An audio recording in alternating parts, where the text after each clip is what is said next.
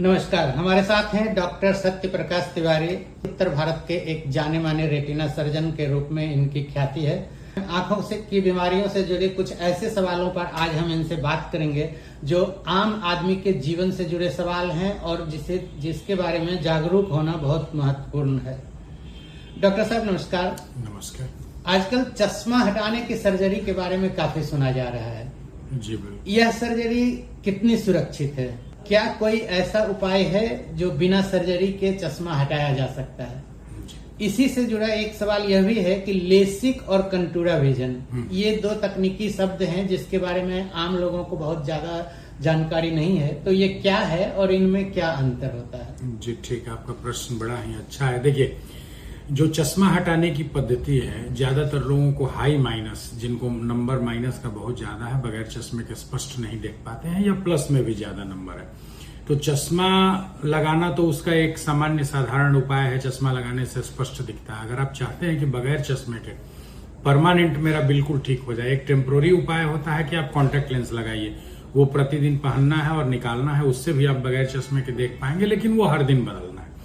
अब जब हम परमानेंट चश्मा हटाने की बात आते हैं तो मुख्यतः दो प्रक्रिया होती है। एक कॉर्निया पर जो हम ऑपरेशन करते हैं, जो लेजर बेस्ड सर्जरी होती है, जिसमें लेसिक या सेल्क या स्माइल, अन्य तरह की जो प्रक्रियाएं हैं, ये सब लेजर बेस्ड हैं और आंख की पुतली यानी कॉर्निया पर किया जाता है। और दूसरे चश्मा हटाने की प्रक्रिया होती है जिसे लेंस बेस्ड सर्जरी बोलते हैं, जिसमें आंखों के अंदर लेंस का प्रत्यारोपण किया जाता है। उसमें आईसीएल सर्जरी हो गई, आईपीसीएल सर्जरी हो गई, या जो नेचुरल लेंस है उसको हटाकर उसकी जगह नया लेंस प्रत्यारोपण किया जाता है, तो उसको क्लियर लेंस एक्सचेंज या रिफ्रैक्टिव लेंस एक्सचेंज भी कहते हैं। तो मुख्यतः कॉर्निया पर लेजर बेस्ड या लेंस बेस्ड, ये दो प्रक्रियाएं हैं जिनसे चश्मा हटाया जा सकता है। अब किसमें कौन सी प्रक्रिया करनी चाहिए या किसके लिए सुरक्षित है, कौन करा सकते हैं, इस पहलू पर जब हम आते हैं तो पाया जाता है कि जो भी लेजर बेस्ड करेक्शन हम कॉर्निया पर करते हैं, जो लेसिक हो गया या सिल्क या स्माइल या क्लियर, इस तरह की प्रक्रियाएं हैं, इसकी एक लिमिटेशन होती है। जब भी हम एक पावर का चश्मा हटाते हैं तो लगभग 13 से 15 माइक्रोन कॉर्निया की थिकनेस को हटाना पड़ता है। तो जैसे कि अगर मान लीजिए हमने -5 का किसी का चश्मा हटाना है तो लगभग 70-75 माइक्रोन, और इसके अतिरिक्त फ्लैप बनाने में भी कुछ कॉर्निया का लॉस होता है। तो कॉर्निया जो नेचुरल थिकनेस है उससे कम हो जाती है। अब किसी का नंबर बहुत ज्यादा है या पहले से कॉर्निया बहुत कमजोर है, पतली है, तो ऐसे लोगों में लेजर बेस्ड प्रक्रिया करना सुरक्षित नहीं रहता है। तो हम जब भी मरीज आते हैं और लेसिक का प्रश्न उठता है कि कराना है कि नहीं, तो कॉर्निया की मेजरमेंट करते हैं, जिसे कॉर्नियल टोपोग्राफी कहते हैं। उससे कॉर्निया की थिकनेस, उसका हेल्थ मेजर करते हैं, और सामान्यतः -1 से लेके -6, 7, 8 डायप्टर तक का भी अगर कॉर्निया हेल्दी है तो हम लेजर बेस्ड प्रक्रिया से चश्मा हटा सकते हैं। प्लस में भी लगभग +2 से 4 तक का पावर लेजर बेस्ड प्रक्रिया से हम चश्मा हटा सकते हैं। उससे ज्यादा में प्लस का नहीं हटा सकते हैं। इसके अतिरिक्त जो आप जब लेसिक और कंटूरा की बात करते हैं, जो लेसिक में क्या है कि कॉर्निया की जो अपर सरफेस है, एपिथेलियम है, उसका एक फ्लैप बनाकर और उसके ऊपर जो लेजर अप्लाई करते हैं और फिर फ्लैप को रिपोजिट कर देते हैं, उसे लेसिक कहते हैं।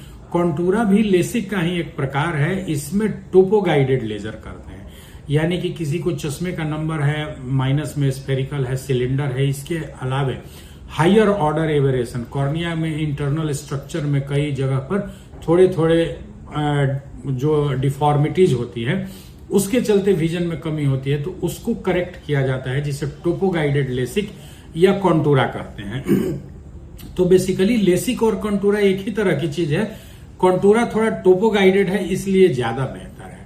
आज की तारीख में जो लेजर बेस्ड प्रक्रियाएं हैं, इसमें जो एक एपी कंटूरा पद्धति हो गई या पीआरके पद्धति हो गई, इसमें किसी तरह का फ्लैप नहीं बनाते हैं। जो कॉर्निया की अपर सरफेस है उसको भी लेजर से हटाते हैं, और उसके बाद जो ये हमारा लेजर है, चश्मा हटाने का लेजर है, उसको अप्लाई करते हैं और कॉर्नियल थिकनेस घटाते हैं। और ये सबसे सुरक्षित, सेफ और कॉम्प्लिकेशन फ्री प्रक्रिया है, जिसे हम एपी कंटूरा कहते हैं या ट्रांस पीआरके कहते हैं, स्ट्रीमलाइट भी कहते हैं, पीआरके कहते हैं। जितनी भी प्रक्रियाएं हैं, अगर हम सही से पेशेंट की जांच करें, टोपोग्राफी जांच करें, दवा डालकर पुतली फैलाकर उनके रेटिना की जांच कर लें, उनके ऑप्टिक नर्व की जांच कर लें, और सारी जांच करने के बाद अगर डॉक्टर पेशेंट को पाते हैं कि नहीं, पेशेंट की आंख सही है, सुरक्षित है, रिफ्रैक्टिव सर्जरी किया जा सकता है, तो करने में इसमें कोई रिस्क नहीं है।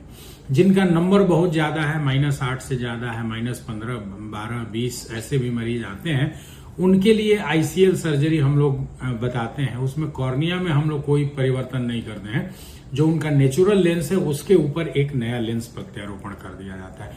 ये भी बहुत अच्छी प्रक्रिया है और इससे भी परमानेंट चश्मे से छुटकारा मिल जाता है। कुछ लोग ऐसे भी होते हैं जिनके इंटीरियर चैम्बर यानी लेंस और कॉर्निया के बीच की जो डिस्टेंस है वो बहुत संकरी होती है, पतली होती है, और उसमें ICL सर्जरी करना संभव नहीं होता है, बाद में ग्लोकोमा वगैरह का रिस्क होता है। तो ऐसे मरीजों के लिए हम एक तीसरी प्रक्रिया बताते हैं जिसे रिफ्रैक्टिव लेंस एक्सचेंज या क्लियर लेंस एक्सचेंज बोलते हैं। उसमें आपका जो आंख का नेचुरल लेंस है, जो ओल्ड एज में मोतियाबिंद बनने पर हटाया जाता है, उसको कम एज में ही चश्मा हटाने की जरूरत के हिसाब से उस लेंस को हटाकर और उसकी जगह पर नया लेंस प्रत्यारोपण कर देते हैं।